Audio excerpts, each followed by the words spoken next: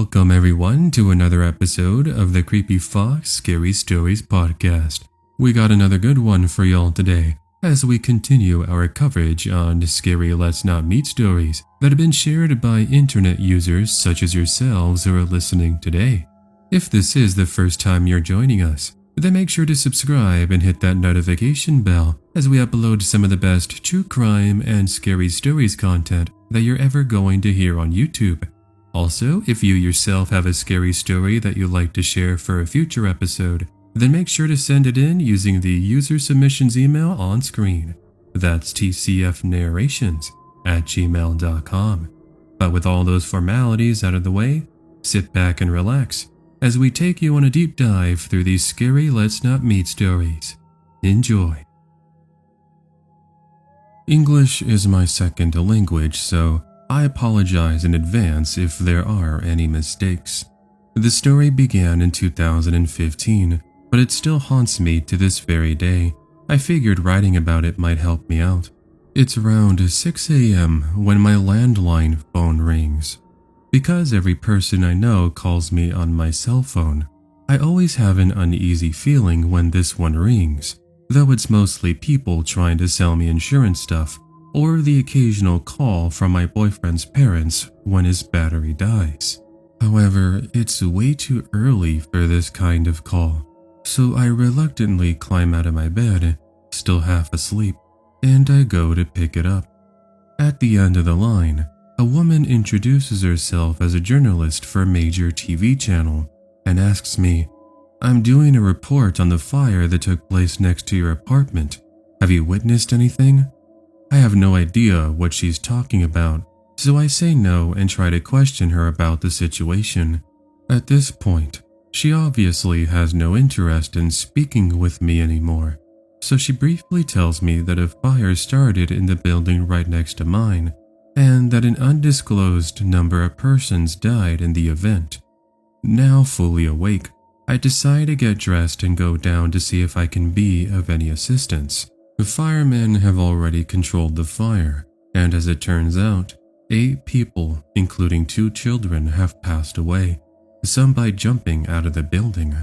Everyone in the street, mostly people from the neighborhood and bystanders lingering outside, are curious and they're in shock. I live in an area that used to be quite sketchy, but has drastically gentrified over the years. There is still quite a bit of drug trafficking, but never have I really felt unsafe there. Near my building is a surveillance camera that I had never really noticed prior to the event. A few days later, a middle-aged homeless man who was seen on said surveillance camera is apprehended and sent into custody. He seems to be the perfect culprit in many ways. He has been diagnosed as mentally unstable and was caught near the building with a candle and a lighter. For a few days, everyone I knew in the area had a formality to share about the tragic event, until of course we try to move on with our lives. Afterwards, it felt odd walking down the street. For months, the building was in renovation, and you could still see the burnt upper floors as well. Until early 2016, there were flowers all over the building's entrance, and several wakes have been organized. One resident of the building, a 20-year-old student, was particularly vocal about the whole thing. You can see plenty of reports of him describing the horror that unfolded that day. He was the president of the Association of the Victims. He would put down flowers with the grieving families and talked very openly about the tragic event. 1 year after the event, he organized a commemorative wake in my street, to which all people from the neighborhood were invited to. When I saw him, we didn't really speak much at all, but I could tell he was genuinely distressed. A few days later, as I was leaving for work, my boyfriend ended up telling me, "Have you seen the news? The homeless guy who was jailed for the fire in the street was found out to be innocent." It turned out the 20-year-old student was the one who started the fire. He had turned himself down over to the police, and he said he had felt the urge to see a fireman before then lighting a trolley on fire in the building hallway. After that, he came back to a second-floor apartment and managed to jump out from his window. Some of the victims' families were interviewed in the media later on. They were all shocked to know that this overly nice neighbor was actually the one responsible for the tragedy. While he has been described as fragile, there were actually no red flags. He was actually the one who called the firemen, and that's one of the things that creeps me out the most. That someone so normal looking could do such a horrendous thing on an impulse and wander free for a whole entire year. I heard he's in jail now, and I truly hope we'll never, ever meet again. Hello. I thought this story belonged here for a few years now. I just been too lazy to type it up. Also, I'm not that good of telling stories. I'll be writing it the way I've been telling the story to my friends. So back when I was 16 years old, my father and I used to live in the Hungarian-Canadian Cultural Center in Toronto, Canada. He was a live-in maintenance man, and we lived in a 2-bedroom apartment on the 3rd floor. His job entailed opening, closing, setting up, and cleaning up after events. This evening, however, they asked him to work security for a dance competition that was happening in our biggest function room. He's about 6'3" tall and 300 pounds, so, makes sense. Here's what happened from my point of view. I was just in the living room playing some video games on my PC, probably Diablo 2. It was my favorite for a long time. That's when this kid, maybe around 17 to 18 years old, just rips open the front door and barges into the living room, locking the door behind him. I was a pretty apathetic teen, so my brain went to logic immediately. I asked him who he is and what is he doing here. He stammers out, "Somebody's shooting down there." Cold flush went down my entire body, because even though it's highly unlikely that someone would shoot my father, he's still down there, and obviously I would be worried about him in this situation the most. Snapping back to reality, I'm thinking first I'll worry about my safety, then my dad's. I look at the kid's hands, nothing in it. Good. He runs off towards my room, no doubt looking for a way out. I already know there isn't any. So he opens a window, rips out the mosquito screen, and tries to climb out. I hear other people banging on the front door that this kid locked, but I can't let him jump from the 3rd floor either. So I pull his ass back and tell him something along the lines of, "It's more likely that you'll survive the shooter in here than jumping out from the 3rd floor." That finally calms him down a little, and I open the front door, where about 20 people rush in panicking. After a few of them noticing that this is actually a residence, they herd everyone into the kitchen, where everyone is on their phone crying, just shaken up, and they're calling the police, relatives, and friends. A minute later, they come up to me and ask where the nearest exit is. I told them unfortunately it's right where they came from, on the ground floor just beside the function room. Things have died down by now, enough to the point that they all make a break for it. I lock the door with my keys, and I follow them down to go looking for my dad. I don't remember much from then on, but what I do remember is that the ambulance was already there trying to save the guy that got shot, and that my father was fine. He just got trampled by the panicking mob of people when he opened the emergency doors. I heard later what happened from him. Apparently, they were announcing the winner for the competition, and that's when someone from the crowd fired 3 shots, and they shot the winner in the head. I'm not sure what happened with the other 2 shots, but I know police were looking for a bullet in the attic the next day. For the next 2 weeks, there was police securing the function room day and night. I had to explain who I was every day so they would let me in my house. The guy, Keegan Allen, unfortunately died the next day in the hospital. It's been more than 10 years, but I still have a look every now and then if they found the shooter, and to the best of my knowledge, so far, they haven't had any success. This story took place last night at a bar outside of Knoxville, Tennessee. In the defense of my male masculinity, I do want to make it known that I had consumed a couple of drinks the night this all went down. I'd met up with a couple of friends while at the bar and ended up heading out at about midnight with 4 of my female friends and one of my male friends as well.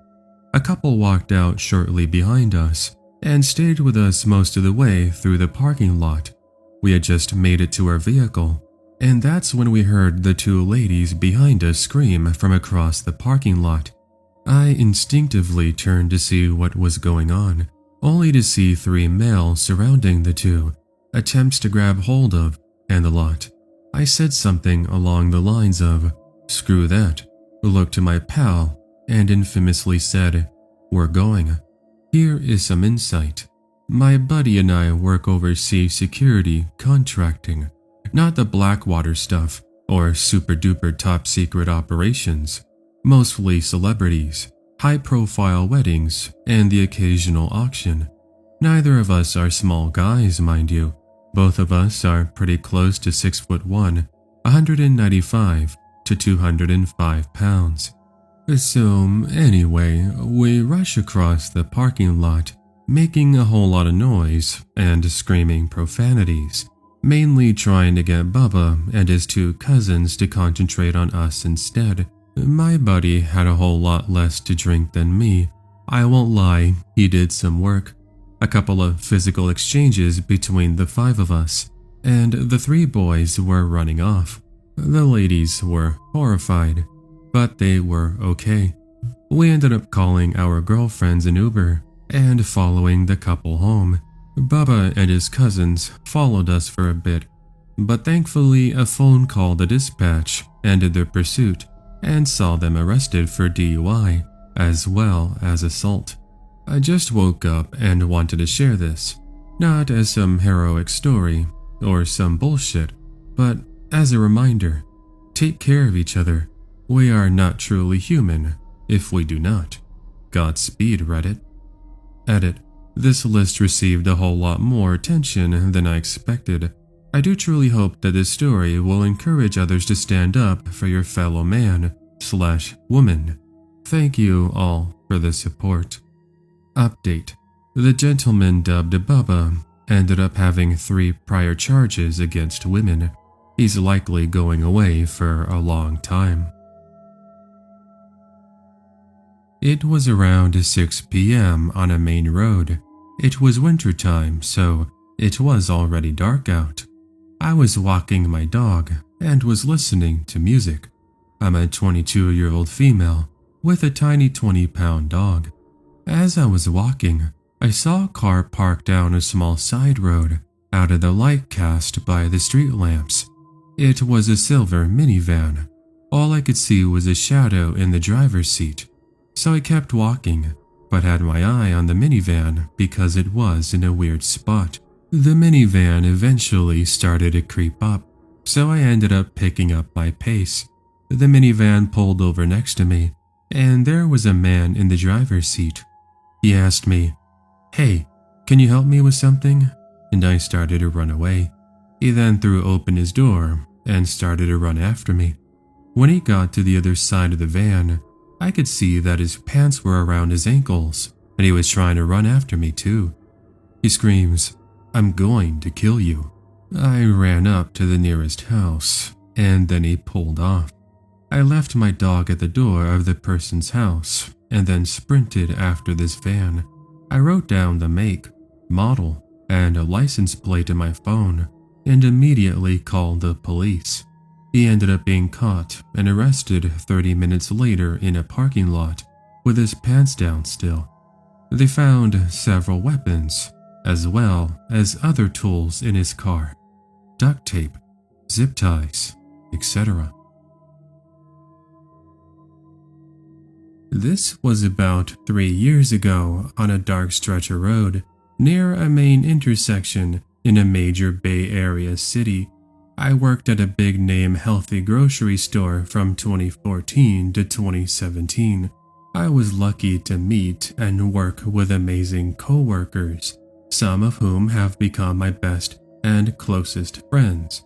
One of my best friends at the time and to this day, Cav, is one of the nicest, most caring people I have ever met. He is incredibly generous, genuine, and warm and welcoming to everyone. Sometimes, however, to a fault. At the time of this story, I'm a woman in my early 20s, and Cav is a guy in his late 20s. Cav and I had a weekly ritual of driving around the city after work and talking, sometimes about our problems, sometimes about what was going well, but it was therapeutic and always something to look forward to. This particular night, we invited our buddy Ben to join us.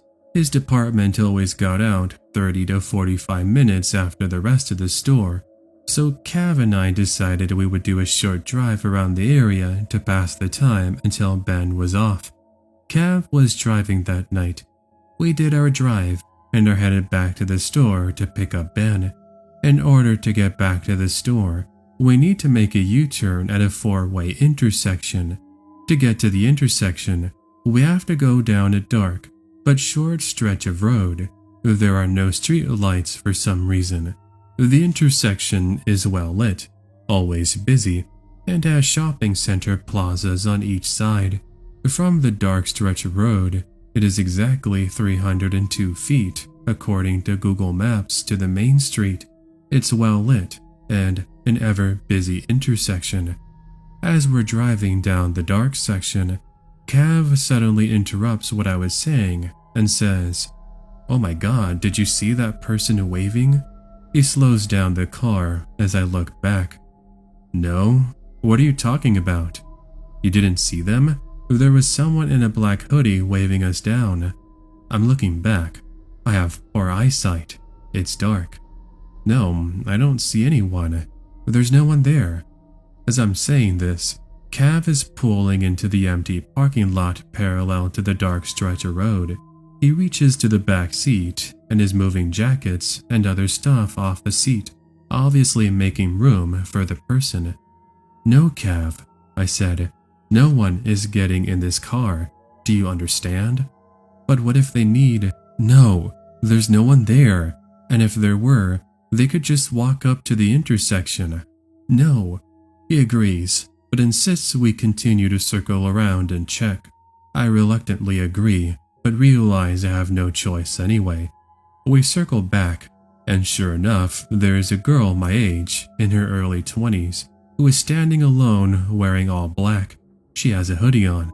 She looks disheveled and is sort of crying. Maybe.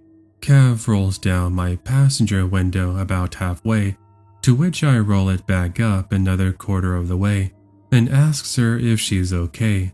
She seems off, and I immediately have awful vibes from her. "4 guys stole my purse," she says with her hands over her face. "It had my wallet. I literally lost everything, and I don't have a phone." The weirdest thing about this is that she wasn't crying. She was stretching her words out and whining, but she wasn't crying. I said, "Okay, we'll call the police for you.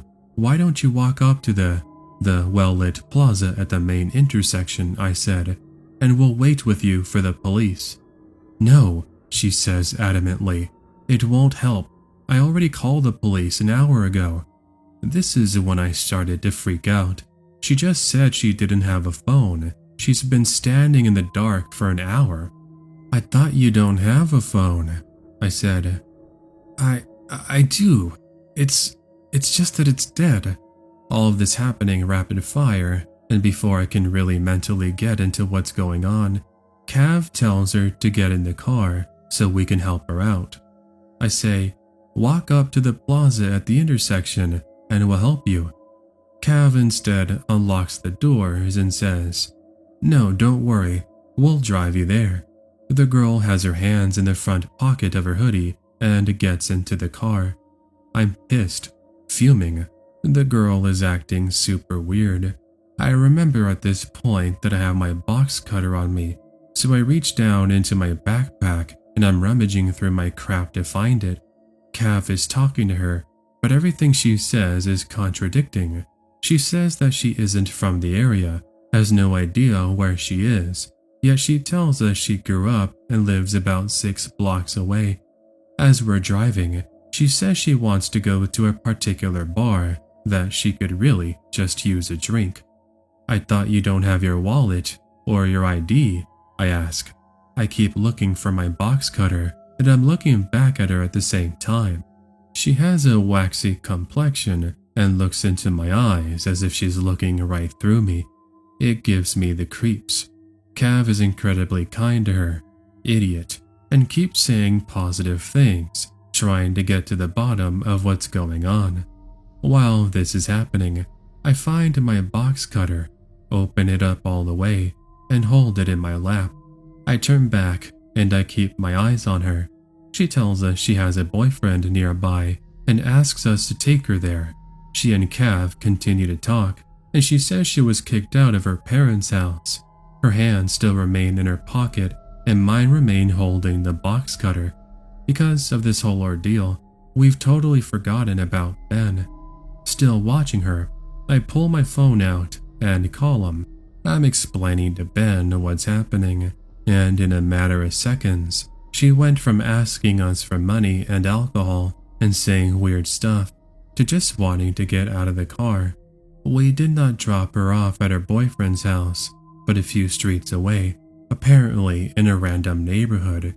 We drop her off, and there is silence for a few seconds in the car. Oh my god, Cav says laughing. She could have robbed us or killed us. Yeah, idiot. I'm 100% certain that at the very least she was planning to rob us. Looking back, there's so much I would have done differently, like calling the cops right away. We were very lucky that nothing happened, but I'm positive that there was evil in that car that night. So anyway, girl on this side of the road, let's not ever meet again. A few weeks ago, I posted a story about being accosted by a pimp because of my dumbass selfish ex-boyfriend. People seemed interested in hearing about the other terrible situations he got me into, so here's one of them. This happened on a Sunday. On this particular day, I was at my boyfriend's house. He lived with his dad, his stepmom, younger half-brother, and stepmom's mother. We were laying in bed watching TV, and he was texting. He was getting more and more agitated. Finally, he jumped out of the bed and asked if he could take my car and debit card up the street to a little convenience store to get something to drink. Now let me explain. If you missed the other post, this guy was an addict. I didn't fully realize this until later, and even so, I always believe I can save people, but I can't, and I didn't want to just give up on him. But he would sneak into my purse while I was sleeping, take my debit card, and withdraw $100 from my bank account while I was at work. He got my number by watching me at an ATM machine. I eventually, however, changed my PIN. Anyway, of course I said no. He couldn't take my car or my card because I couldn't trust him with it. He then began getting really upset, insisting I give him my debit card. I knew this wasn't about getting a bottle of pop, so I asked him what he really wanted.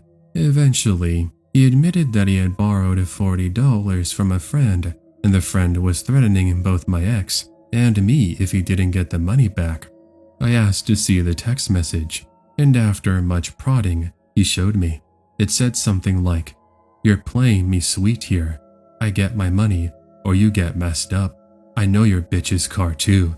Let me put it this way. It would be a shame if something happened to your pretty white girlfriend. I can name 10 guys who would love to take that snow bunny off your hands. They would have fun beating the shit out of you too. I'm not trying to play here. I get my money, or I come looking for both of you." I felt sick, so I handed him his phone and agreed to give him the $40. Afterwards, we met his friend, and he gave him the money. This guy looked at me. and he winked at me with his taunting smile on his face. Needless to say, I drove my boyfriend home and made an excuse to leave. I then curled up in my bed the rest of the day, ignoring text messages from anyone and just wondering how serious of a threat that had been. So, ex-boyfriend of mine and ex-boyfriend's friend, let's never meet again. I'm in my 20s, and my partner just asked me what my cousin is like since they have only met briefly. I told them some fun stories from our childhood, and then tried to find some words to describe her character, and one of the first ones was paranoid. But then I stopped to ask myself why I think of her as paranoid, and I suddenly remembered a childhood memory I had completely forgotten about. When I was about 10 years old, and she was about 12 years old, I visited her house for a sleepover. I arrived in the early afternoon, and we swapped Goosebumps books and listened to The Three Investigators, which is much more popular here in Germany than in America.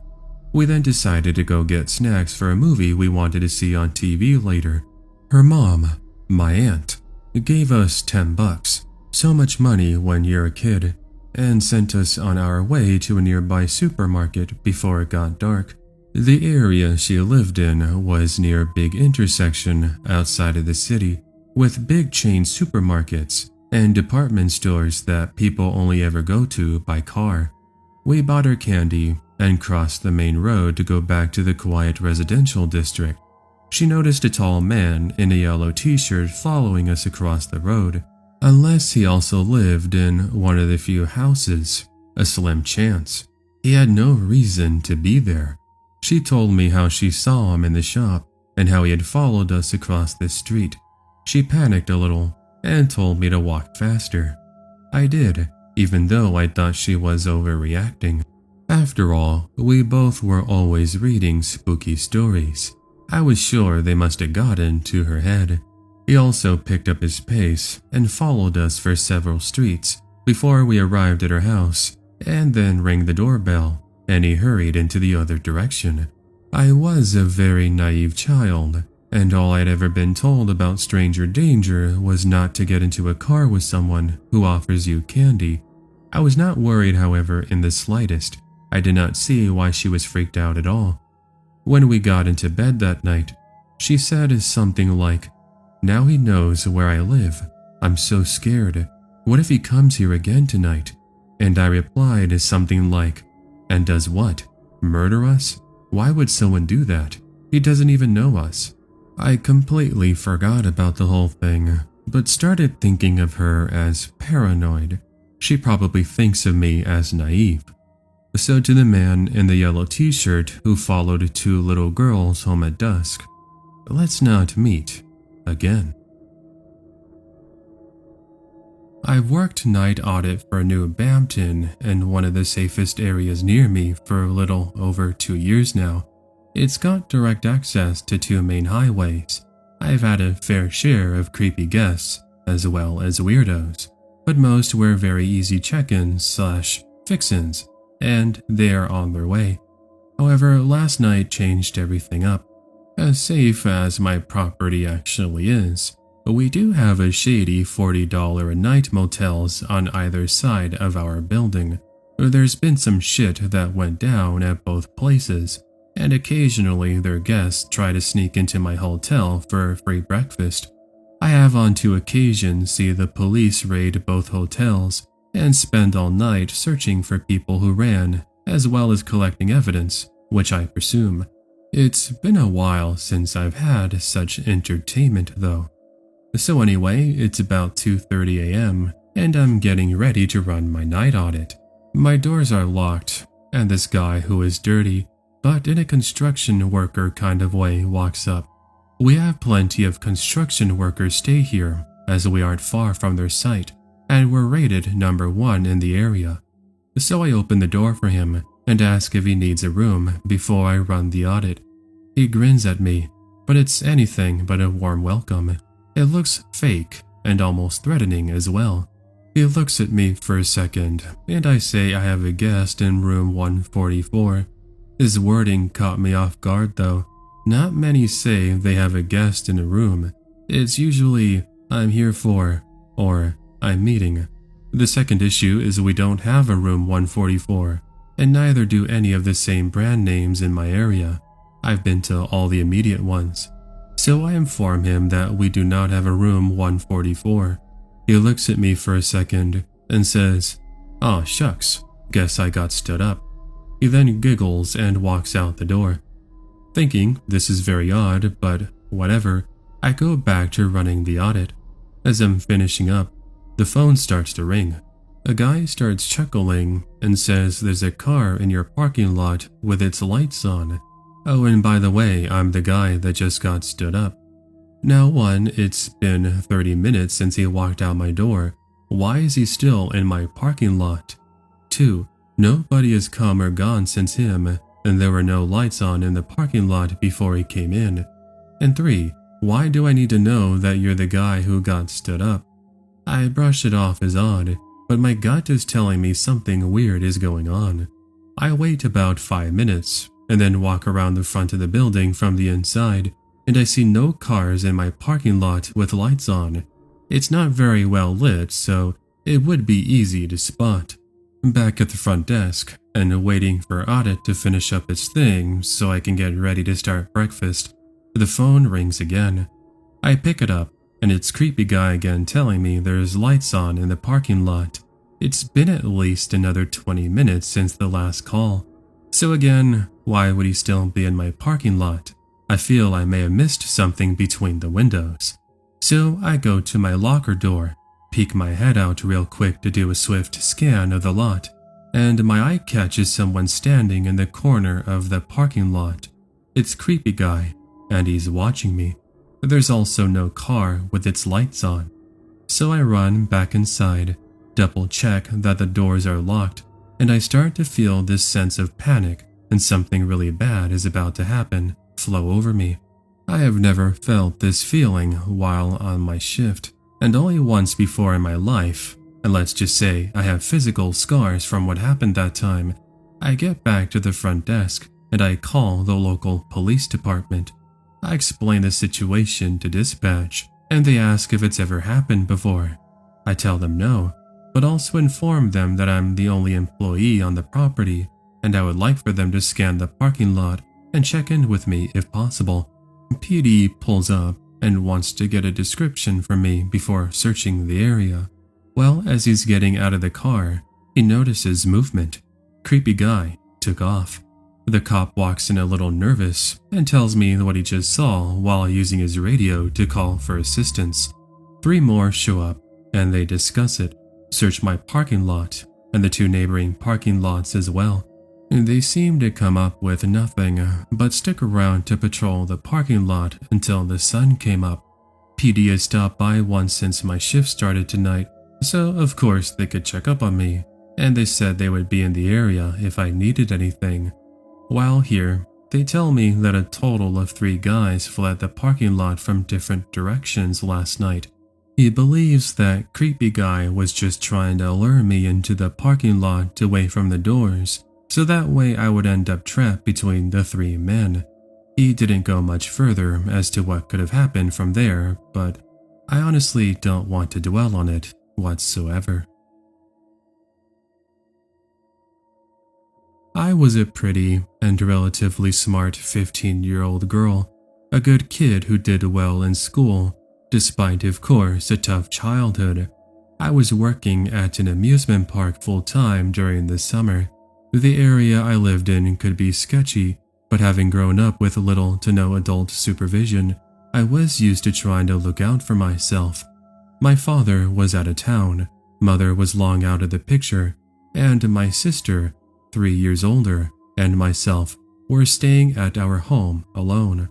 I finished work at 11 p.m. when the park closed and walked home by myself as I usually did. It wasn't far, perhaps 10 or so minutes. Anyway, I arrived home. My sister was still out somewhere, and I got ready for bed, putting my pajamas on, and crawled into bed. I was starting to fall asleep, but I heard a small noise. I didn't know what it was, but it didn't seem like a usual house noise, if you know what I mean. My bedroom was on the second floor with stairs leading up. I didn't hear anything after that noise though. I didn't investigate. I just chalked it up to nothing. I started to fall back asleep, and that's when I heard what sounded like hesitant footsteps on the stairs. I was instantly awake, but in my mind it was my sister coming home and climbing up the stairs where her bedroom was. Still in bed, I yelled out, "Wendy? Wendy, is that you?" I heard nothing back, so I yelled again, "Wendy, is that you?" Nothing. More footsteps. I was petrified, but as I tell the story to this day, I don't understand some of my reactions that night, so I really can't explain them too well. I got out of bed, opened the bedroom door ajar fully, and went out to the stairs, where I stood at the top. Below me, about halfway up the stairs, was a man I'd never seen before in my life. He looked to be early 20s, a little taller than my 5'7" stature, not a big guy, but solid with blonde, curly hair. I asked him what he was doing, and his reply was a garbled mess, something along the lines of, "Where's Wendy? My mother told me not to get mixed up with women, so where's Wendy?" From his manner and wild-eyed look, he seemed like he may have been doing drugs. He had followed me home from the park and was asking, "Where's Wendy?" in response to my calling out for her. But for some reason, I got very angry, not just scared, and I started screaming at him to get out of the house, that I was going to call my father and Wendy, and he needed to just get out. To my surprise, he did. He turned around, ran back down the stairs, and I didn't see where he went after that, but it turns out he must have left. I have no idea how he got in, but he was definitely there for me. That's the reason why he followed me, not burglary or anything else. He was looking to rape, and who knows what else as well. I think the only reason he left was because he had no idea where my sister Wendy was. I thought she was in the house, and it was an added complication to him getting caught. Needless to say, I was so shaken, I stayed up the rest of the night, but I didn't call the cops. I didn't call a friend. The only person I told was my sister the next day. I don't know why though.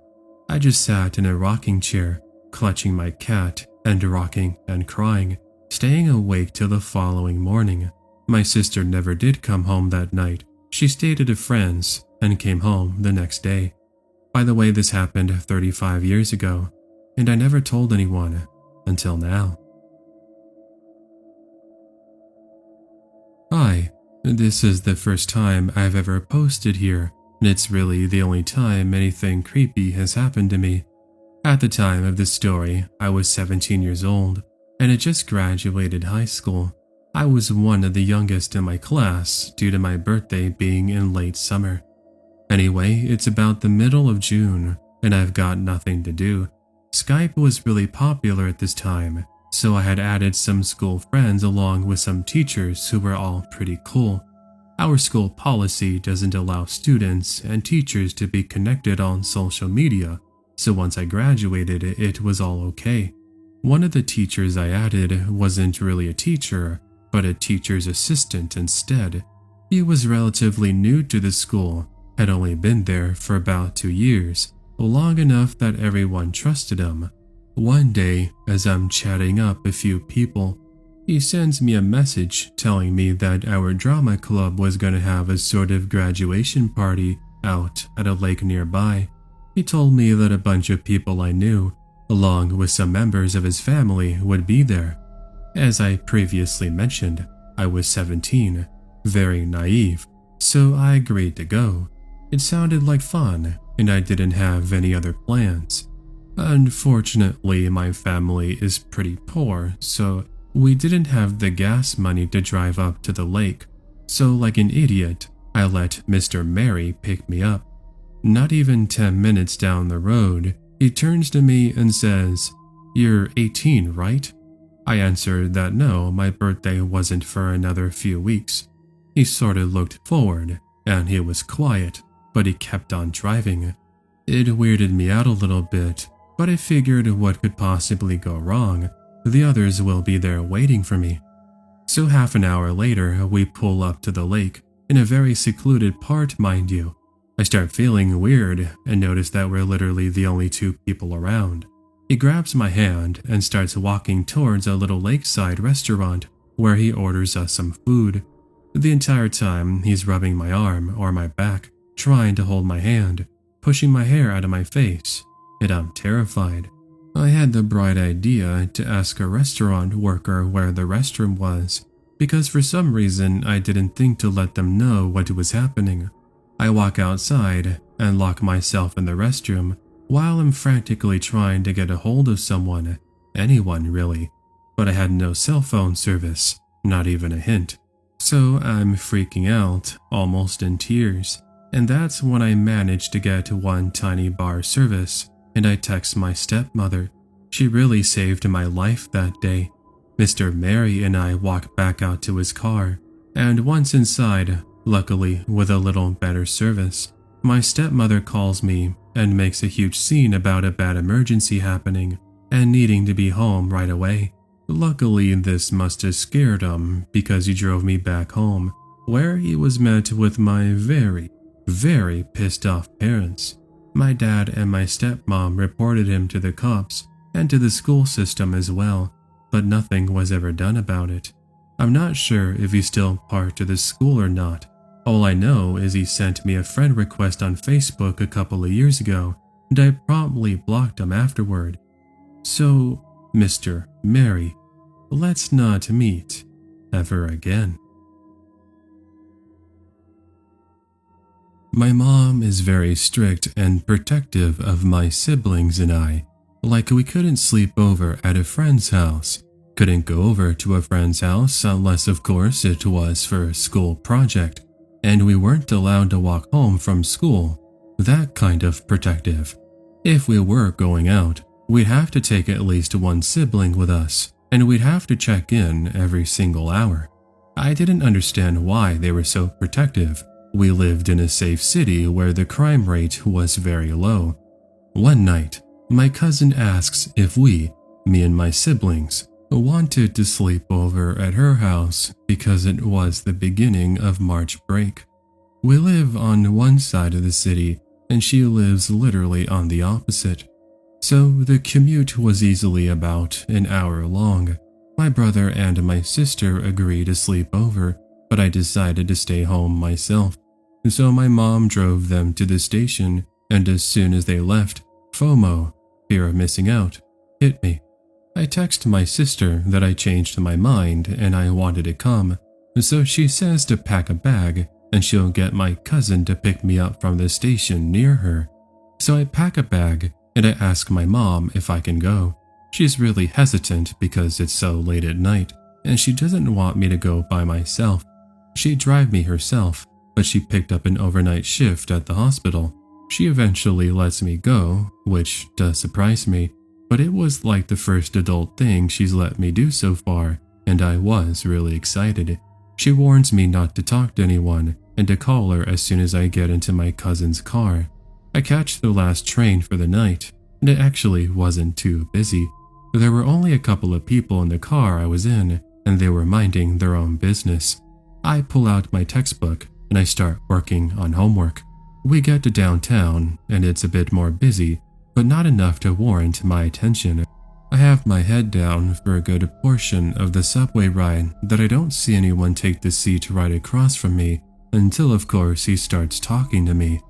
The creep says, "What are you working on over there?" I jump because I wasn't expecting anyone to talk to me, and then the creep laughs. I respond by saying, I'm just doing some trigonometry. Do you want some help? I'm really good at math, the creep responds. It's only when I give him my undivided attention that I can tell that he's not completely sober. So instead I give him a polite smile and said no thank you, and I continued with the next question.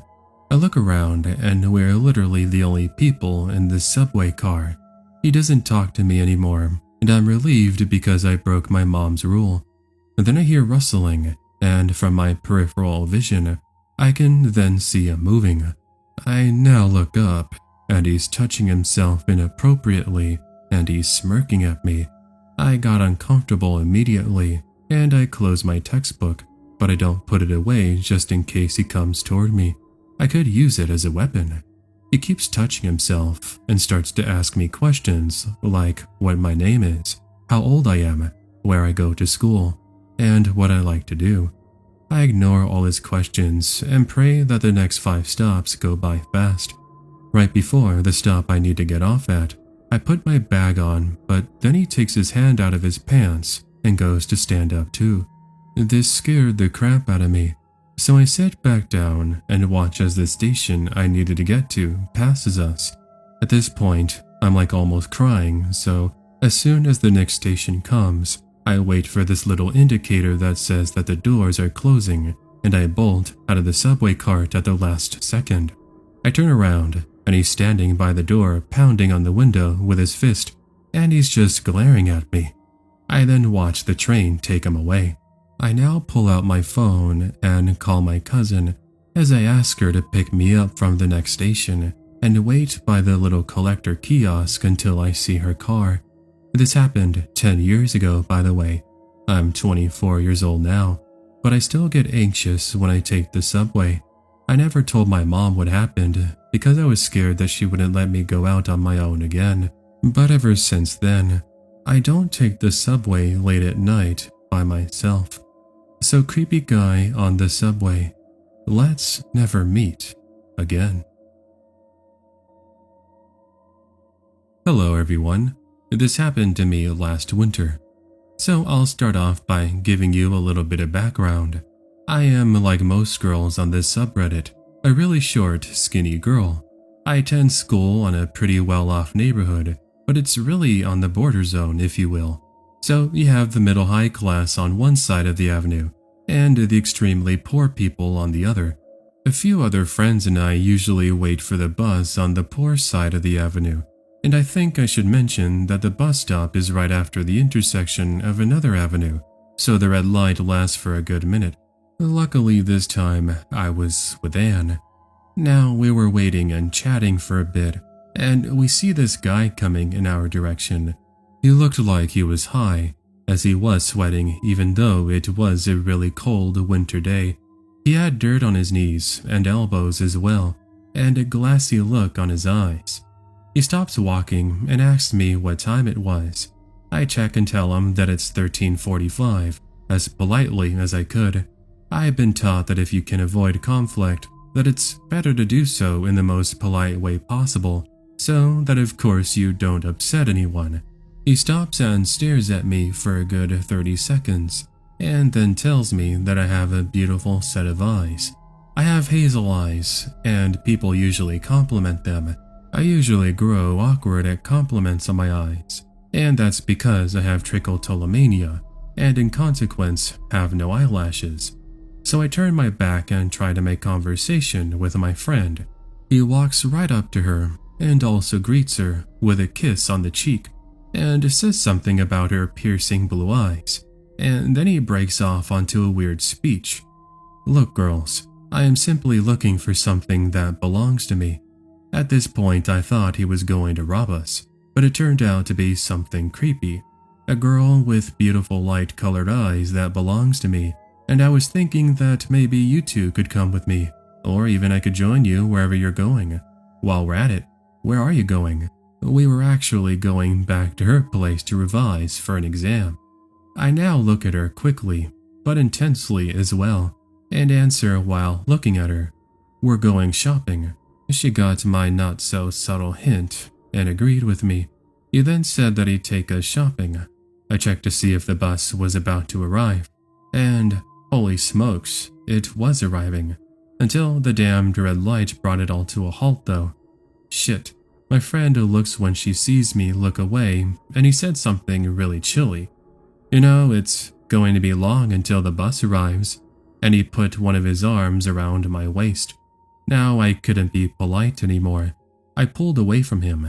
I honestly thought it would be harder, but apparently he did not see it coming, and onto the avenue, and dragged Anne with me, all the while looking at the creep to check if he would try to do anything. The creep smiled right at us and kept talking about how beautiful our eyes were, how he just wanted to be with one of us, or if he was lucky, both, as well as similar stuff. Then the bus started coming towards us, and we immediately got in. The creep did not follow us, and Anne scolded me for talking to an off-looking stranger after that. Hey, thanks for watching today's episode of the Creepy Fox Scary Stories podcast. If you did enjoy, then make sure to leave a like rating and leave a comment down below letting me know what you all thought. Also, if you are a first-time listener joining us for the first time and you did enjoy, then consider hitting that subscribe button and the bell beside it. As I mentioned in the intro, we do upload some of the best true crime and scary stories content that you'll hear on YouTube, so subscribe and look forward to more content. Speaking of stories, if you yourself do have a story that you'd like to submit, then do send it in with the user submissions email on screen. That's tcfnarrations@gmail.com. Now I'd like to go ahead and give a very special thank you and a shout out to all my channel members. Thank you to Spunky the Nutcase, Bo, Rice and Beans, Linz, Maribel, Dread Archive, Sean, Jen, Robbie, and Susie. Thank you so much. Your support means the world, and it helps me with continuation of releasing brand new scary stories content and focusing more on the channel. Also, of course, thank you to the regular viewers who watch the videos, leave likes, comments, and share the videos with family and friends. Anyway, that is going to go ahead and do it for today. Thank you so much for watching, and I'll catch you all on the next episode of the Creepy Fox podcast. Take care, and have yourself an amazing day.